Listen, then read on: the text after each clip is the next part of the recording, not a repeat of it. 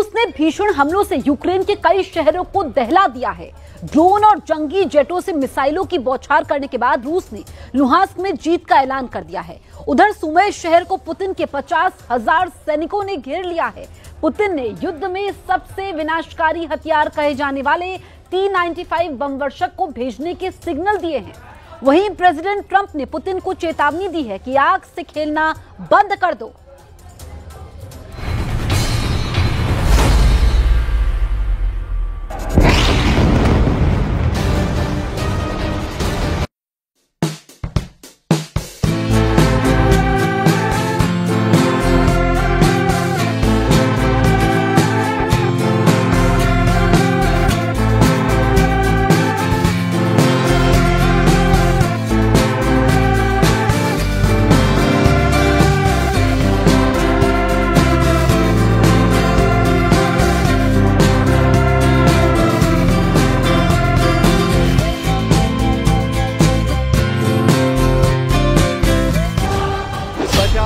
सैनिकों ने घेरा सुमी, सिर्फ 12 किलोमीटर दूर पुतिन की जीत।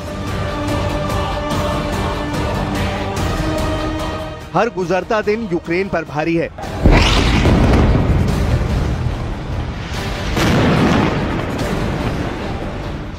हर अपडेट के साथ ज़ेलेंस्की का हौसला टूट रहा है।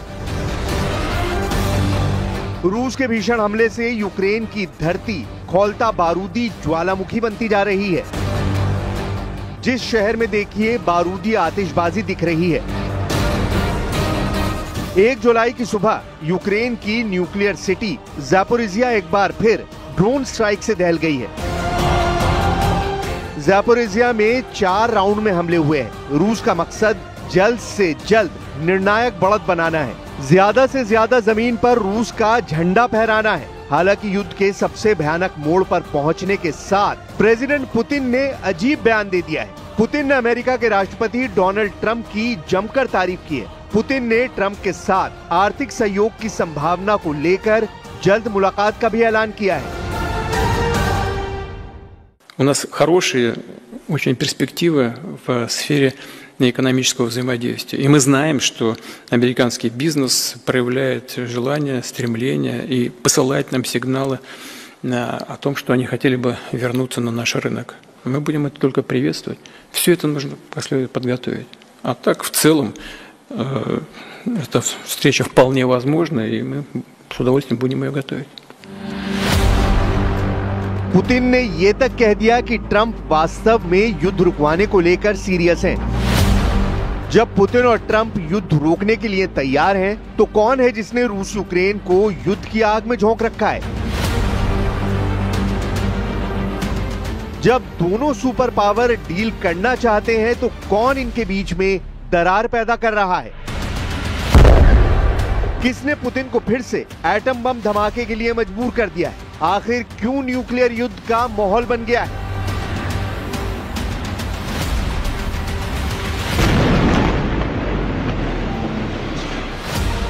पुतिन बोले ट्रंप साहसी हैं। पुतिन ने ट्रंप को कहा बहादुर लीडर। पुतिन ने ट्रंप की तारीफ में कहा कि वो पीस मेकर हैं। पुतिन ट्रंप से युद्ध समझौते के लिए रेडी हैं। क्या ये पुतिन का माइंड गेम है? क्या ट्रंप पुतिन की चाल समझ गए हैं? क्योंकि ट्रंप ने पुतिन के खिलाफ जमकर बयानबाजी शुरू कर दी है। उन्होंने पुतिन की फोन कॉल के बाद जो बयान दिया है वो बेहद हैरान करने वाला है। You know, we talk about Russia and we're working that one. President Putin called up and he said, I'd love to help you with Iran. I said, do me a favor. I'll handle Iran. Help me with Russia. We got to get that one settled. And I think something's going to happen there. But we did some great work. India. जाहिर है दोनों leaders की सुई एक जगह पर अटकी हुई है। पुतिन ने अब तक ट्रंप के दिए सभी ऑफर ठुकरा दिए हैं। पुतिन ने यूक्रेन को हराने तक युद्ध जारी रखने की धमकी दे रखी है, जबकि ट्रंप चाहते हैं कि युद्ध जल्द से जल्द खत्म हो जाए। लेकिन दोनों लीडर जो चाहते हैं वो हो नहीं रहा। हालांकि वॉर जोन में पुतिन के सारे दावे सही बैठ रहे हैं। रूस ज्यादा आक्रामक हो गया है। रूस को नतीजे भी मिलने लगे हैं।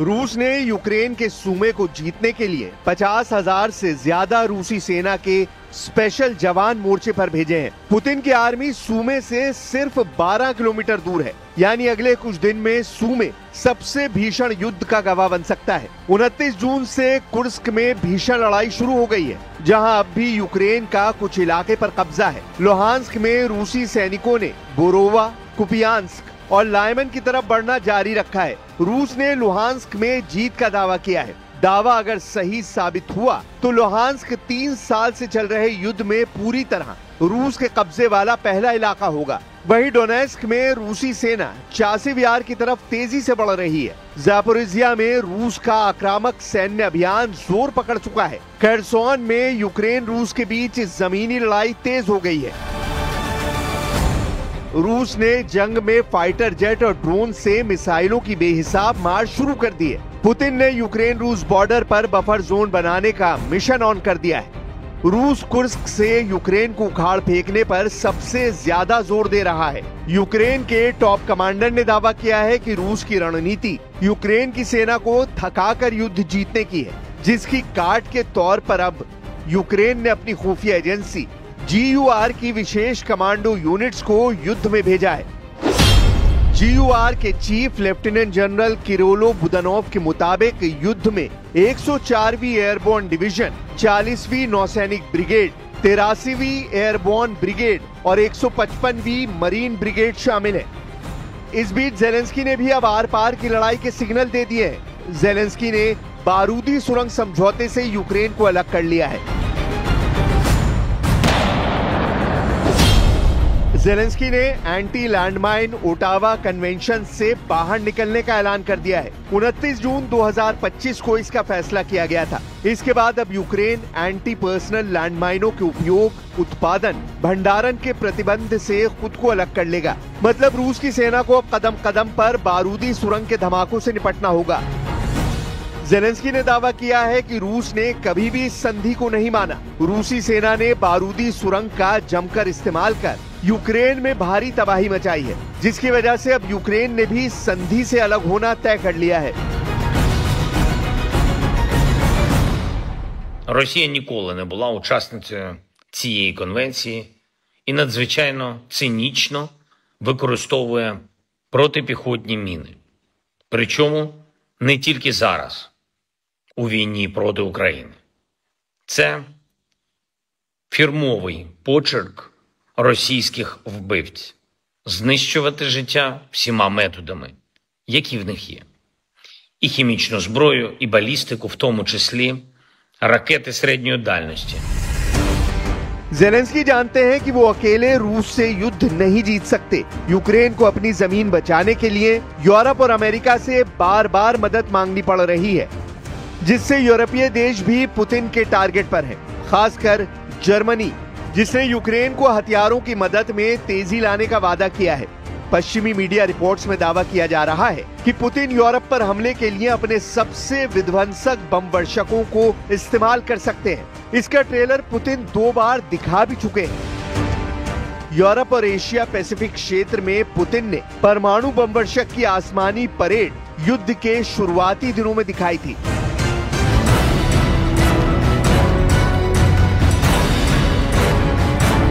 ये है रूस का Tu-95 न्यूक्लियर बॉम्बर। रूस ने अपने इस दशकों पुराने बॉम्बर को अब एक नए और बहुत ही खतरनाक मिशन पर तैनात कर दिया है। इस जहाज में लगे प्रोपेलर की आवाज गजब की है। ये जितना जमीन पर डराती है, उतना ही खौफ इसके उड़ने के बाद दिखता है। इसके प्रोपेलर की आवाज हजारों मीटर की ऊंचाई से साफ सुनाई देती है। ये रूस की परमाणु स्ट्राइक वाली फ्लीट का बड़ा हिस्सा है। रूस के रक्षा मंत्रालय ने 1 मिनट का वीडियो जारी करके बताया था कि उसके इस बहुत ही खतरनाक विमान का असली मकसद क्या है। वीडियो को बहुत गौर से देखिएगा। इस 1 मिनट के वीडियो में विमान के अंदर का हिस्सा बहुत ही सीक्रेट तरीके से फिल्माया गया है। कॉकपिट को ऐसे रिकॉर्ड किया गया है ताकि इस विमान की उड़ान वाली डिटेल दुश्मन की समझ में बिल्कुल ना आए। क्या इस परमाणु बम वर्षक विमान में एटम बम रखा गया है? अगर इस विमान में एटम बम है तो उसका टारगेट कौन है? क्या पुतिन ने इसे इसलिए एयरबोर्न किया है क्योंकि वो परमाणु हमले की गारंटी चाहते हैं? या फिर ये जवाबी एटमी हमले वाली ताकत का हिस्सा है, जिसे अंग्रेजी में सेकेंड स्ट्राइक कैपेबिलिटी कहा जाता है। Tu-95 जब आसमान में होता है तो उसकी हिफाजत के लिए साथ में होते हैं सुखोई 30 और सुखोई 35 फाइटर जेट। ये दोनों जेट इस विमान को एस्कॉर्ट करते हैं ताकि दुश्मन के विमान रूस के इस बमवर्षक से दूर रहे। आप इसे पुतिन के आसमानी बॉडीगार्ड भी कह सकते हैं, जो किसी भी हालात के लिए हमेशा तैयार रहते हैं। इनकी एयर टू एयर मिसाइल साफ देखी जा सकती है, यानी ये दुश्मन के विमान को मार गिराने के लिए पूरी तरह तैयार है। पूर्वी रूस के सीक्रेट एयरबेस से शुरू हुई इस खतरनाक उड़ान का अंजाम क्या होगा कोई नहीं जानता, लेकिन ये जहाज जहां से गुजरेगा उसकी कुछ जानकारी मिल गई है। ये जहाज 13 घंटे के एक मिशन पर है और ये बेरिंग सागर से होकर गुजर रहा है, यानी अमेरिका के अलास्का को छूते हुए ये विमान प्रशांत महासागर की तरफ बढ़ा। ये सीधा सीधा अमेरिका और जापान को चैलेंज था और पुतिन ने ये मिशन बहुत सोच समझकर तैयार किया था। 13 घंटे की उड़ान पर अमेरिका और जापान की नजर बनी रही, वो भी इस विमान को लगातार ट्रैक करते रहे। आप इसे पुतिन का न्यूक्लियर चैलेंज कह सकते हैं, जिससे पूर्वी बॉर्डर पर अमेरिका और जापान के लिए रोंगटे खड़े होना लाजमी है। इसके बाद बारी आई रिफ्यूलिंग की, क्योंकि टेक ऑफ के बाद लंबी दूरी के मिशन के लिए विमान को और ज्यादा ईंधन की जरूरत होती है। इसलिए टंकी को टॉप अप करने के लिए आगे पहुंचता है रूस का टैंक विमान IL-78 और फिर उसमें से निकला पाइप Tu-95 के रिफ्यूलिंग पॉट से जुड़ जाता है और शुरू हो जाती है आसमान में ही रिफ्यूलिंग। ये दोनों विमानों के लिए बहुत ही खतरनाक पल होते हैं। कॉकपिट का वीडियो पूरी तरह ब्लर कर दिया गया है ताकि इसके फ्लाइट पाथ यानी हवाई रूट के अलावा इस विमान टारगेट के बारे में दुश्मन को कोई जानकारी न मिले। रूस के पास ऐसे 50 से भी ज्यादा बॉम्बर हैं, यानी पुतिन की न्यूक्लियर फोर्स बहुत ज्यादा ताकतवर है और ये बात अमेरिका भी बहुत अच्छी तरह से जानता है।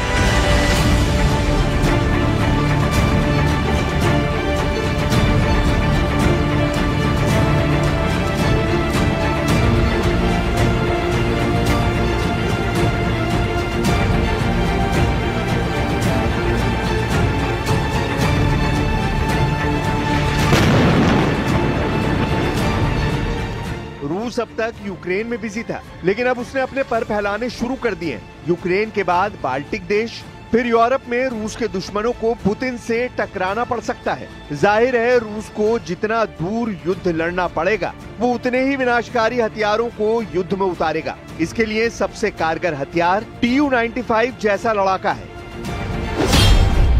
ये 650 किलोमीटर प्रति घंटे की रफ्तार से उड़ता है और रिफ्यूलिंग के बाद ये 8,500 किलोमीटर के दायरे में ऑपरेशन कर सकता है। ये 15,000 किलो के बम और मिसाइल लेकर उड़ सकता है। इसमें ऐसी मिसाइल लगाई जा सकती है जिसकी रेंज 3,000 किलोमीटर तक है। वैसे 50 बॉम्बर्स का बेड़ा किसी भी देश को एक झटके में एटमी धमाके से राख कर सकता है।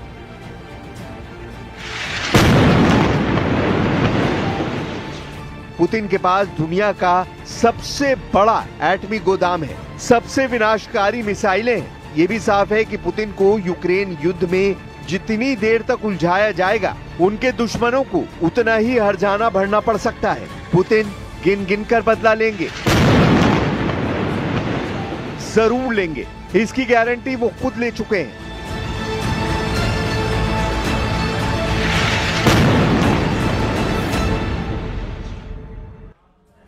7 जुलाई से ईरान इजरायल युद्ध फिर से भड़क सकता है, क्योंकि प्रेसिडेंट ट्रंप 7 जुलाई को नेतन्याहू से व्हाइट हाउस में टॉप सीक्रेट मीटिंग करने जा रहे हैं। दोनों लीडर ईरान पर फाइनल एक्शन का प्लान बना चुके हैं।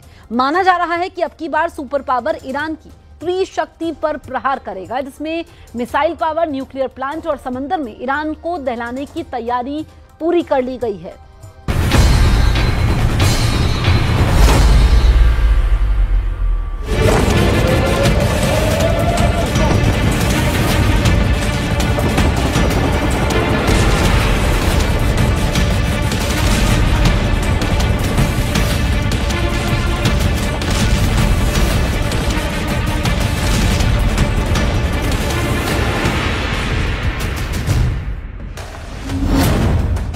ईरान में नई तबाही का अलार्म सुनाई देने लगा है।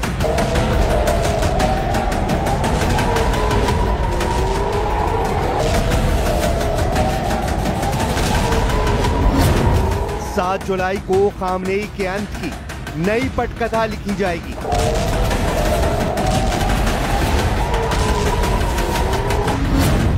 व्हाइट हाउस में ईरान की बर्बादी का नक्शा फिक्स हो चुका है।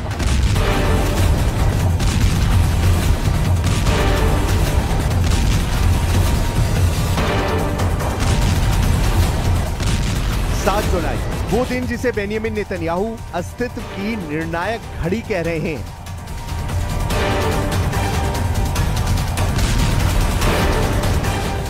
वॉशिंगटन में ट्रंप और नेतन्याहू आमने सामने होंगे, लेकिन मकसद कूटनीति नहीं, फाइनल एक्शन है।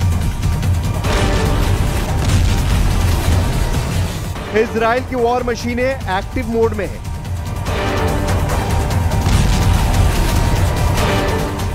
एयरफोर्स से लेकर साइबर यूनिट तक सबका मिशन एक, ईरान में तबाही का वो नक्शा तैयार करना कि फिर खामनेई को खड़े होने का कोई मौका ना मिले।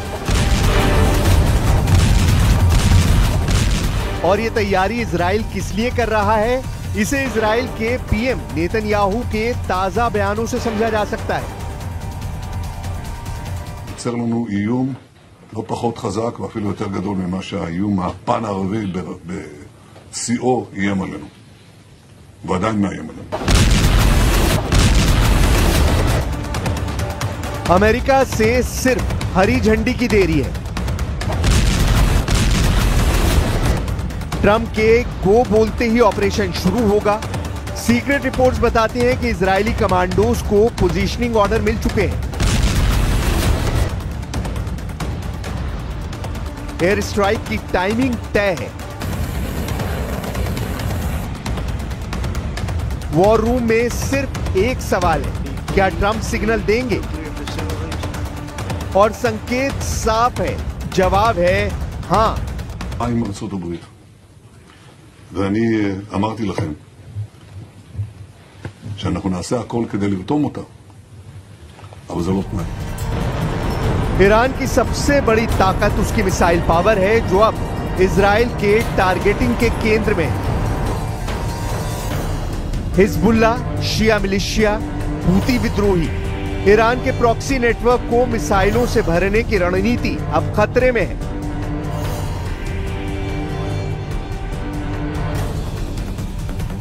इजराइल ने पहले ही ईरान के rocket launch base, ballistic units और ड्रोन फैक्ट्रियों की सूची तैयार कर ली है। ऑपरेशन का पहला फेज डीप स्ट्राइक कहलाएगा, जहां 72 घंटों में दर्जनों लोकेशन ध्वस्त की जाएंगी।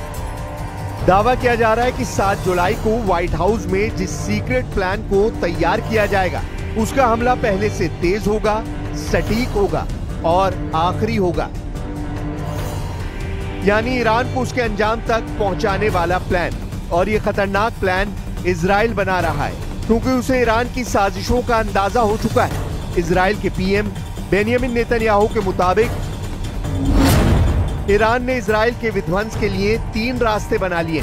पहला रास्ता है घेरेबंदी की रणनीति, धुरी के जरिए इजराइल को खत्म करने की योजना। दूसरा रास्ता है मिसाइल जखीरे के जरिए इजराइल को तबाह करना। और तीसरा है परमाणु हथियारों के जरिए इजराइल की बर्बादी। यानी इजराइल संभावित खतरे को लेकर पूरी तरह हाई अलर्ट मोड पर है। और अब इसी खतरे का अंत करने के लिए 7 जुलाई को व्हाइट हाउस में बहुत बड़ी मुलाकात होने जा रही है। הם בנו בעצם 3 מסלולי השמדה. אחד, טבעת החנק. תוכנית להשמדת ישראל באמצעות הציר. השני, תוכנית להשמדת ישראל באיום טילאי. והשלישי, תוכנית להשמדת ישראל באיום גרעיני. זה רזון דטר של המשטר. זה לא הסיבה היחידה שהם רוצים להשמיד אותנו, ואנחנו לא המטרה העיקרית שלהם. אבל כדי לממש את המטרות העיקריות, הם חייבים לסלק אותנו. אי אפשר לכבוש את המזרח התיכון בלי להשמיד את ישראל. ואם אין ישראל, המזרח התיכון קורס מיד. इजराइल ये मैसेज दुनिया के सामने दे रहा है कि पश्चिम एशिया के वजूद की कल्पना इजराइल के बगैर संभव नहीं है। यही वजह है कि खामनेई के किले को ढहाने के लिए इजराइल ने ईरान की त्रिशक्ति को सीधा टारगेट करने का प्लान बनाया है। सीक्रेट रिपोर्ट्स बताती हैं कि इजराइल इस बार पहले से भी ज्यादा बड़ा हमला ईरान पर कर सकता है, जिसमें इजराइल के निशाने पर एक बार फिर ईरान की न्यूक्लियर साइट्स, मिसाइल तकनीक और समुद्री शक्ति होने वाली है, क्योंकि यही वो रास्ता है जहां से ईरान लगातार अपनी हेकड़ी दुनिया को दिखाता रहा है। स्ट्रेट ऑफ हॉर्मुज, वो गलियारा जहां से दुनिया का 30% तेल गुजरता है। ईरान ने यहां नौसेना, मिसाइल बोट्स और माइनिंग सिस्टम तैनात कर रखा है। इजराइल ने इसे त्रिशक्ति का तीसरा सिर कहा है और अब इसी सिर को काटा जाएगा। अमेरिका के 5th फ्लीट और इजरायली नेवी दोनों तैयारी में है। यानी ईरान की समंदर में दादागिरी अब ज्यादा दिन नहीं चलेगी। खबर है कि इस बार इजराइल ने जिन टारगेट्स को लॉक किया है उनमें नौसैनिक अड्डे, बंदरगाह, मिसाइल लॉन्चर जहाज और ईरानी सबमरीन रूट शामिल है। और इस ऑपरेशन को अंजाम तक पहुंचाने के लिए इजराइल की टॉर्पीडो यूनिट्स और under water drone fleet red alert पर है। दावा किया जा रहा है कि ऑपरेशन का कोड नाम भी तय हो चुका है, यानी ईरान की समुद्री पकड़ को हमेशा के लिए अलग कर देना ही अब इजराइल का मकसद है। क्योंकि इजराइल दावा करता रहा है कि पश्चिम एशिया अब ईरानी ब्लॉक से आजादी चाहता है और इस आजादी की शुरुआत होगी समंदर के रास्ते। इजराइल अपने मकसद को अंजाम तक पहुंचाने के लिए अब किसी भी हद तक जाने को तैयार है। यही वजह है कि ईरान के लिए नए हमले की प्लानिंग के लिए तैयारियां भी बड़ी हो रही हैं। זה לא היה מתאפשר, ולא הפעולה העצימה והמעולה שתירשם בדפי עמנו, ולדעתי יירשם בתולדות העולם, בוודאי בתולדות הצבאות, שלדעתי כולם יבואו ללמוד. יש לזה גם השלכות גדולות לכלכלה שלנו, אנחנו כבר מרגישים את זה.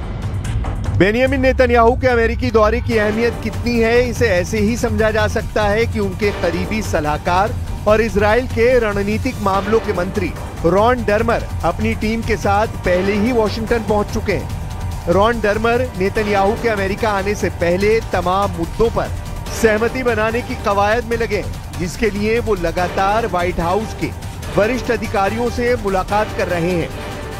Well, I know that Mr. Dermer is in Washington this week to meet with senior officials here at the White House. I also know that this administration is in constant communication with Israeli leadership, and the president himself speaks frequently, as you know, to Prime Minister Netanyahu. But this has been a priority for the president since he took office, to end this brutal war in Gaza.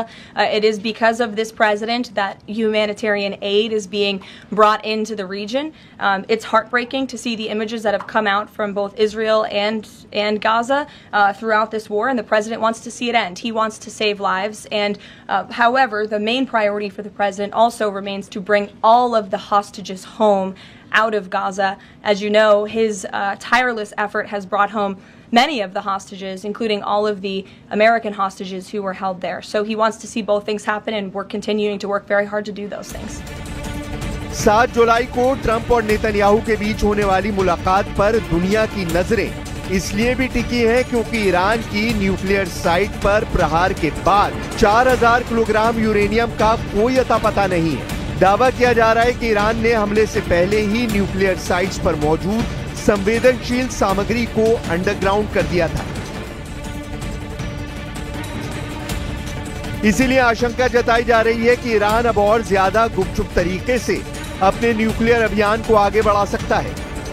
खुद Iran के supreme leader भी ये लगातार कहते आए हैं कि दुनिया के दबाव में ईरान किसी भी कीमत पर अपना न्यूक्लियर प्रोग्राम नहीं रोकेगा। من تأکید میکنم که جمهوری اسلامی هرگز در پی تسلیحات هسته‌ای نیست و نیز هرگز از حق ملت خود در استفاده صلح‌آمیز از انرژی هسته‌ای چشم‌پوشی نخواهد کرد. यही नहीं, ईरान ये भी दावा कर रहा है कि ऑपरेशन मिडनाइट हैमर के दौरान जिन 3 न्यूक्लियर साइट्स पर हमले किए गए, उन हमलों में इस्फहान, नतांज और फोर्दो जैसी न्यूक्लियर साइट को मामूली नुकसान हुआ है। जबकि अमेरिका और इजराइल यही दावा करते रहे हैं कि उन हमलों में ईरान के न्यूक्लियर प्रोग्राम को कई वर्ष पीछे कर दिया है। लेकिन अगर ईरान के दावों में दम है तो आखिर ईरान IAEA को न्यूक्लियर साइट्स पर विजिट करने से क्यों रोक रहा है? क्या ईरान सुरक्षा कारणों का हवाला देकर दुनिया से कुछ छिपाना चाहता है?